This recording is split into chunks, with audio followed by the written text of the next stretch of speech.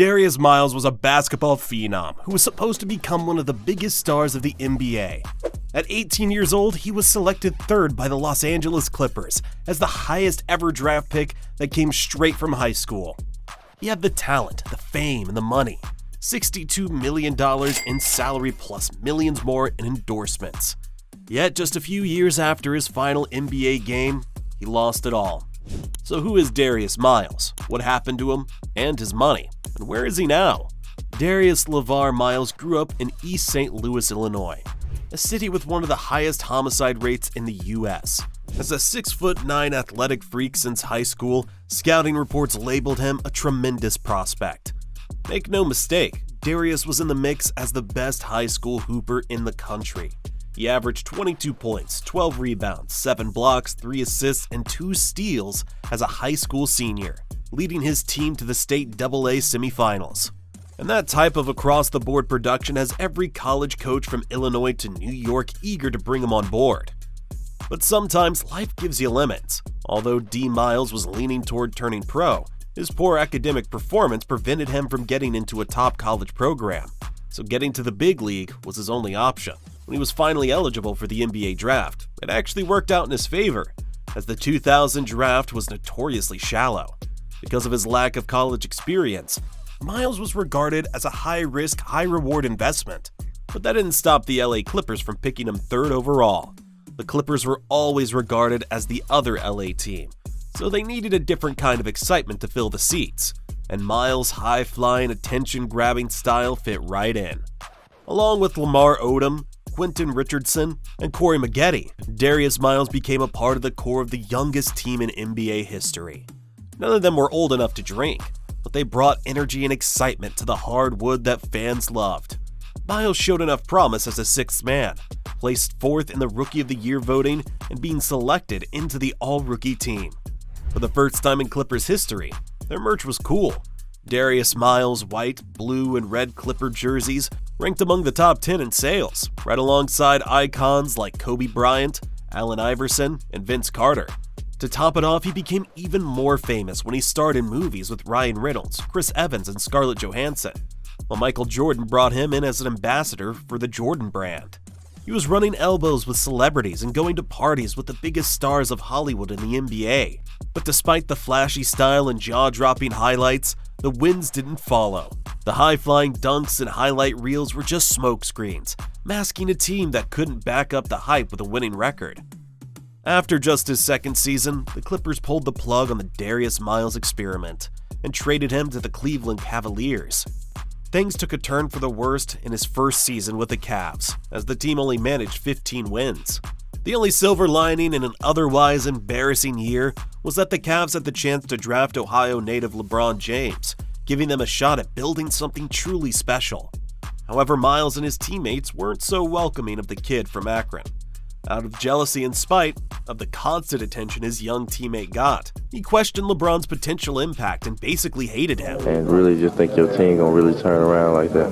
If he come, you know what I'm saying, he can just hop on our bandwagon. Darius famously told the media that James should just hop on our bandwagon, implying that LeBron was simply overhyped. And with that, Darius stuck around for just 37 games in Cleveland and was dealt to Portland in the middle of the 2004 and 05 season. Because he played the same position as LeBron, his presence and minutes were the last thing the Cavs needed if they wanted LeBron to develop quickly. At this point, the change of scenery had a positive effect on the slashing small forward. D. Miles once scored 47 points for the Blazers, the sixth highest output by somebody coming off the bench. In his first full season with Portland, he was fourth on the team in points, fifth in rebounds, second in steals, and third in blocks per game, which wasn't bad for the first player coming off the bench. At the start of the 2005 and 06 season, D. Miles looked like a man on a mission, rather than just somebody riding along. For the first time in his career, he showed that he belonged, not just because of his high-fly act. In the season opener against Kevin Garnett and the Timberwolves, Miles went toe-to-toe with the big ticket, putting up 32 points, 11 rebounds, 5 assists, 5 steals, and 3 blocks in. He followed that up with a remarkable run of 14 straight games in double digits, easily the most impressive stretch of his career, The game seemed to be slowing down for him, and it looked like he was finally starting to figure things out. Just as Miles was on the verge of a breakout year, another major setback hit. One day during the 2004 season, tensions flared between Miles and Portland's head coach, Maurice Cheeks, during a film session. Miles was upset when the coach started to nitpick his mistakes in front of the whole team, so Miles confronted and insulted him with racial slurs. Miles also reportedly said he didn't care if the team lost the next 20 games, and this entire incident led the Trailblazers to suspend him for 2 games and caused a strained relationship between him and the coaching staff. Shortly after, he suffered a severe knee injury that required major surgery and nearly 2 full years of recovery. Darius then made several attempts at a comeback, joining the Boston Celtics in training camp before the 2008 and 09 season. But not long after, he served a 10-game ban for violating the league's anti-doping policy, where a banned substance called phentermine was detected in his system, though Miles insisted he had never used it. The Celtics eventually waived Miles, but the Grizzlies gave him a chance. He played 34 games for Memphis, and his final NBA game was on April 13, 2009, scoring only 2 points, 2 rebounds, and an assist in 6 minutes of play.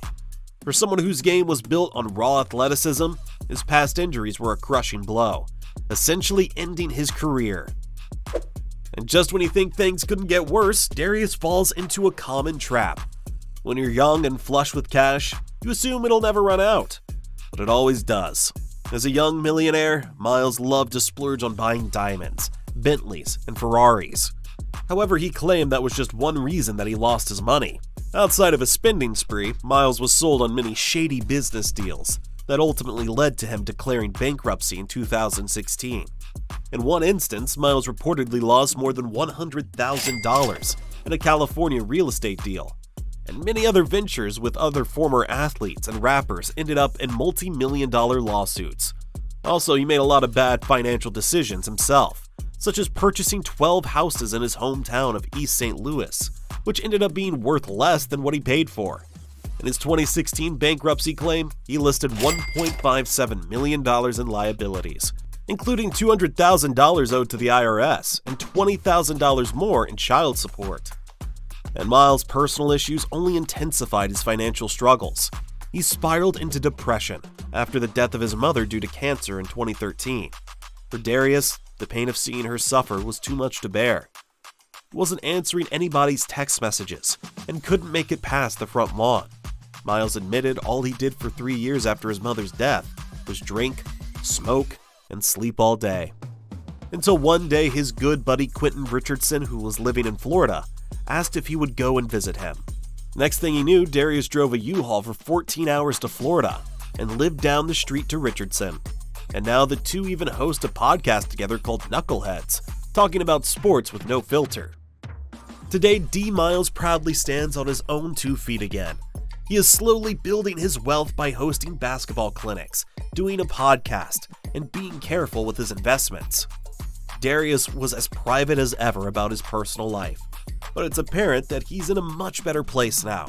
Co-hosting the popular pod with Q Rich, they leverage their NBA connections not just for post-career opportunities, but also to grow their audience and guest list. With a laid-back approach, they're known for making guests feel at home through easygoing, authentic conversations. After the struggles, Darius Miles has finally found his light at the end of the tunnel.